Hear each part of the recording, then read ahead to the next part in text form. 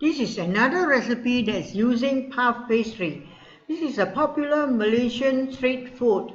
The Malays call it karipap pusing, and the English name is karipap. The puff pastry that I'm referring to is a little bit different from the conventional ones. I'm showing you two types of curry puffs. The one that I'm holding now is oven baked. You see the base? The crust is almost gone. Only the top part is a little bit obvious.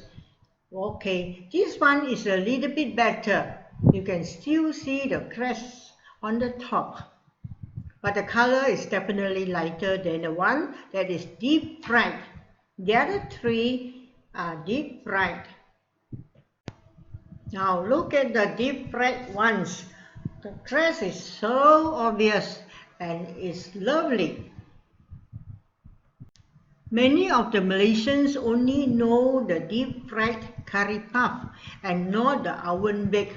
So now I have to show them that you can also bake it in an oven. Of course it's not pretty looking, but it's also as delicious and it's healthier.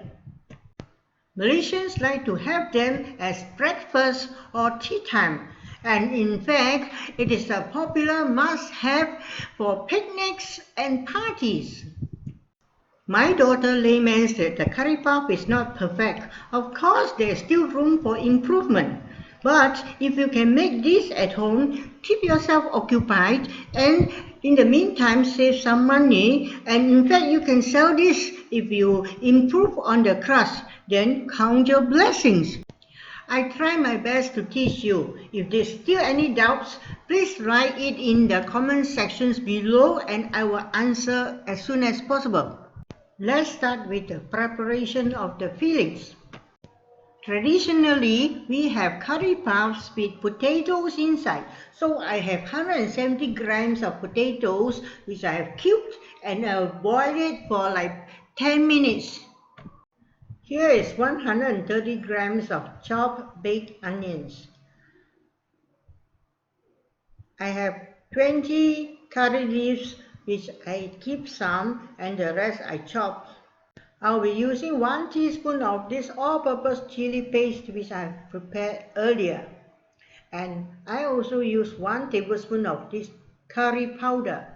Please note that this curry powder is meant for meat. I add 2 to 3 tablespoons of water to this curry powder to make it into a paste first. And I also need sugar, salt and mushroom powder and half a cup of water. So let's start cooking. Heat 2 tablespoons of oil and add in the baked onions. Stir 2 to 3 minutes and then add in the curry leaves. Soon the fragrance of the curry leaves is in the air. Now it's time to add in the curry powder paste. After this, the flame needs to be lowered and constant stirring is required as curry powder tends to get burnt easily. If you cannot take spicy food, then only the curry powder will be fine too. But we Malaysians like to add in the chili paste. At least 1 teaspoon of it. Well, I leave the link of this chili paste in the description box. And I've thrown in the potatoes and it's soon followed by 1.5 teaspoons of sugar. The sugar amount is up to individuals.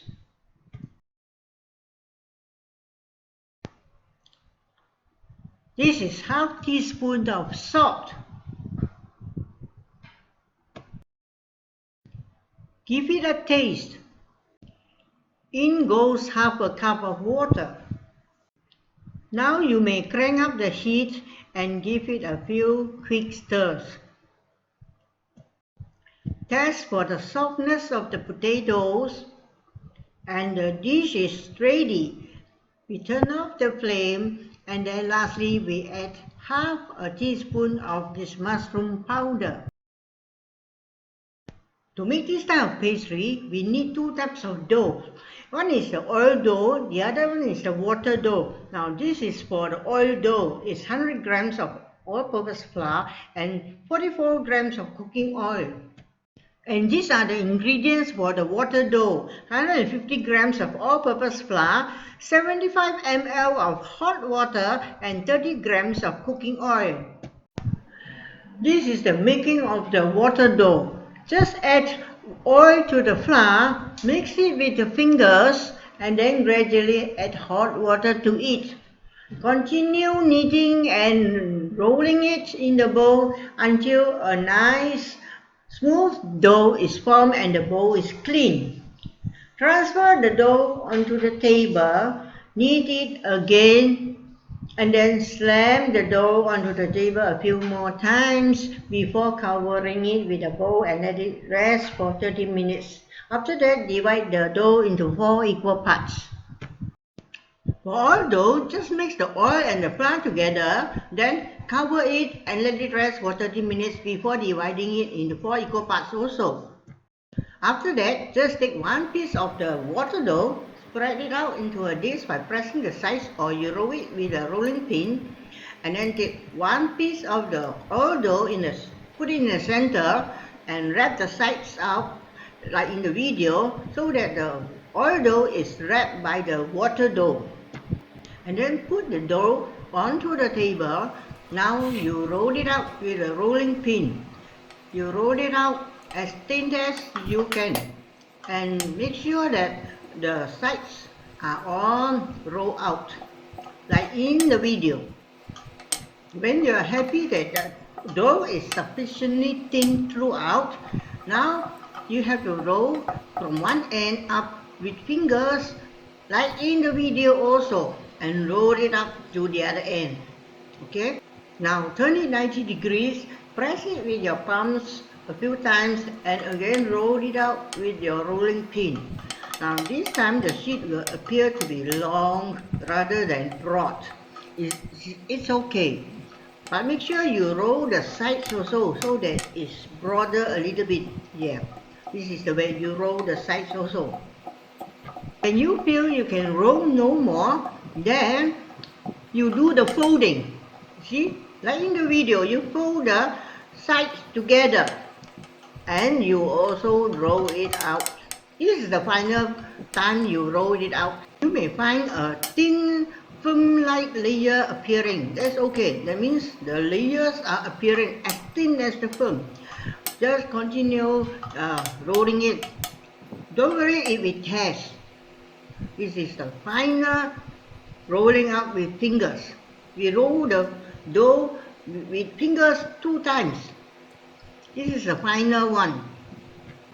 Now get a sharp knife and cut in the center vertically and not horizontally, if you know what I mean. So the cut side will have very nice swirls. You will see the swirls. See, this will be the outer layer.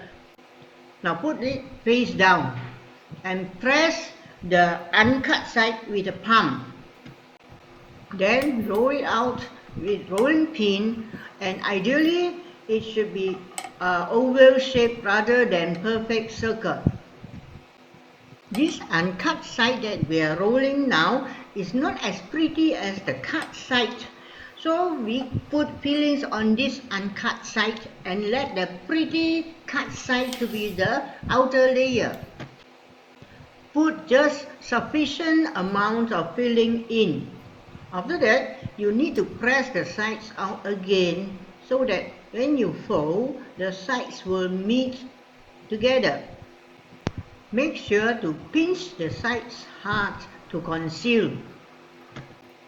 The final part is the forming of the edge. I do not quite know how to explain it, but you follow the video. You still need to pinch and twist hard. Then you either deep fry it, make sure you monitor the temperature of the oil, or you bake it in the oven at 170 degrees for 20 minutes and 200 degrees for 10 minutes or until lightly brown.